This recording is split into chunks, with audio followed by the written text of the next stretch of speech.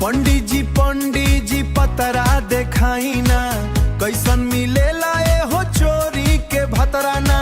दिलवा पकड़ के ये हथवा देखाई ना, कब होई मिलनवा जरा बताई ना। पंडित जी पतरा देखाई ना, कैसन मिलेला ए हो छोरी के भतराना। दिलवा पकड़ के ये हथवा देखाई ना, कब होई मिलनवा जरा बताई ना। गाँव के मेले में नजरिया दलड़ गइल, लाल चुनरिया में दिलवा फंस गइल। नाम न जानी पैनी मुश्किले भागइल, रात भर सपना में वही छा गइल। चाय के दुकान पर रोजे ताकिले, दोस्त सब कहे भाई तू फंस गइले।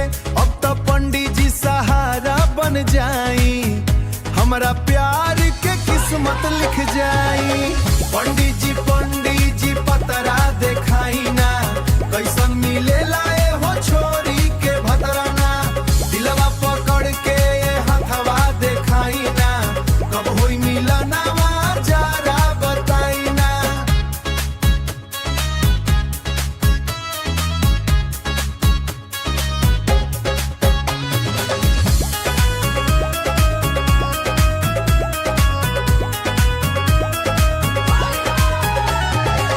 पंडित जी बोले बाड़ू बड़ा दीवाना, पहले कमैहा बन तब लिखा जाना।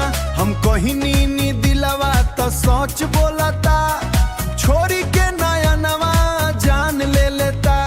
मोबाइल पर फोटो देख देख हंसी, दिलवा उठेला रोज नहीं फंसी। एक दिन हिम्मत करके बात बढ़ाई, छोरी भी धीरे से मुस्की दिखाई। ओढ़नी उड़ल हवा के संग संग, धड़के लागल दिलवा धक धक। पंडित जी बोले बजोड़िया फिट बा, जल्दी बजे वाला शादी के बैंड बा। पंडित जी पतरा देखाई ना, हमारा दिल के राज समझाई ना। चोरी के भतरा कैसन मिलेला, सच सच आज बताई ना। अरे पंडित जी, लागता है अब शादी पक्की बा।